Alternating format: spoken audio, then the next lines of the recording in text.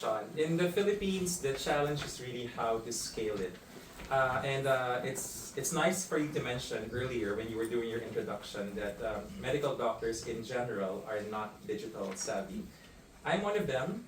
I am the chief information officer. I'm not even a clinician, but this task was given to me. And every day I learn the language. People back home are doing it. They call it something else. I just know, I just hear, yeah, HL7 fire and so on and so forth. I mean, I can go into the different medical acronyms, right? And then I can do my own information asymmetry. But I always see the IT sector as something that is a whole different ballgame. And I guess it's about, in the Philippines, it's about making those two sectors speak, the digital natives and the health policy natives. I'm from the other side, the health policy native. So as we speak, my staff back home have been bugging me because when I arrived back in Manila on the 26th, they've been trying to get me to go to a local enterprise architecture forum. What is that? I might be actually, it's like me using Duolingo and trying to speak French. And then I'm going to say something and then it sounds meaningful to a native speaker, but to me who is not a digital native or digital technology native in health policy, I just let my people do it. Having said that, in June, there's a connect-a-thon that they plan to do. So looking at the SMART guidelines, in which level are we? Even, and this is the challenge, when I came here and my assistant was briefing me, due to the many meetings, you just have to be briefed like 30 minutes before. I was looking at the draft intervention, and if you notice, it's not in my hands. I said, this is useless for the forum.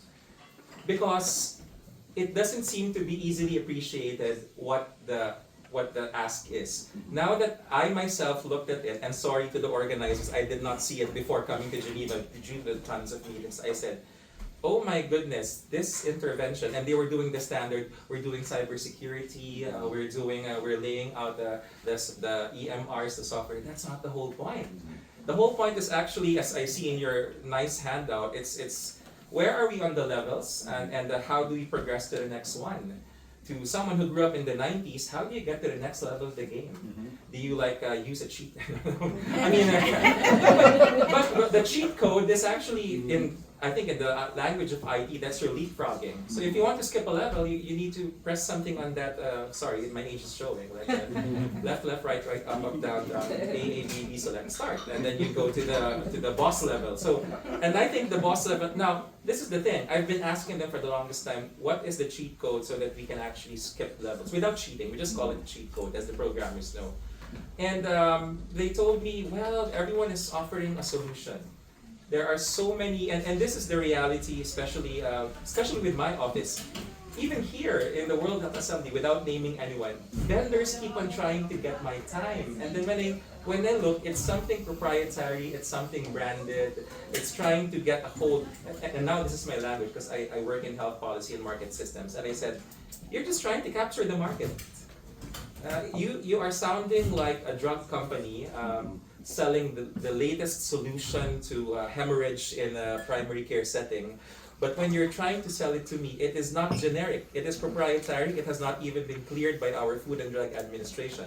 That is language I can understand. And now, thinking about that, I just rejected one of them the other night trying to book time back in Manila. I said, I would like to manage our time. I am interested not in the individual cars that will be running on the highways.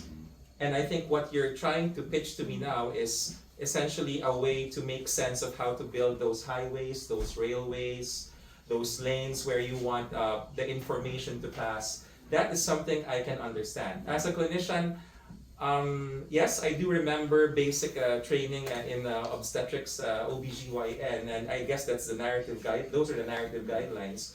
But when I graduated from medical school, don't ask when, not so far off, it wasn't digital yet. So now I see medical students back home, when I used to teach in medical schools a few years back, I would get angry when someone's on their iPad, on their tablet. But now it's a normal thing. They are learning, they are doing it while the professor is speaking. So I think, just to wrap up my intervention, I think the stage we are in right now, you have a chief information officer who does not easily get impressed with acronyms. Smart. So sorry. I'm not saying I don't like what you're doing. I'm just saying that this is not the way to get to someone as feisty as me. What's more important to me is exactly what you said, Dr. Pascal, impact. How is this going to, I get a lot of complaints from colleagues that our systems are not talking to each other. Our primary care EMR is not reporting to the hospital EMR. They get drawn blood 2 times because the hospital does not trust the laboratory result, which is actually done fairly well, except that they don't talk to each other. Or worse, the hospital wants to use it as an excuse to charge again another test because that's how they recover costs. So that is the challenge. And if this now, and to be honest, I did AI to check on the Philippine status. We are at around level 2 or level 3. But curiously, as you know with AI, you have to be careful and look at the websites they're drawing information from. They drew information from a 2023 website, but it's the same partner that we have been working with. The one that I said that we're going to do a connect-a-thon in June, this coming June. So that was 2023. It took 3 years to actually get them to that stage, which hopefully will bring us to level 3, and then maybe in 1 to 2 years, 4 and 5. So I'll stop there and then let's talk more later.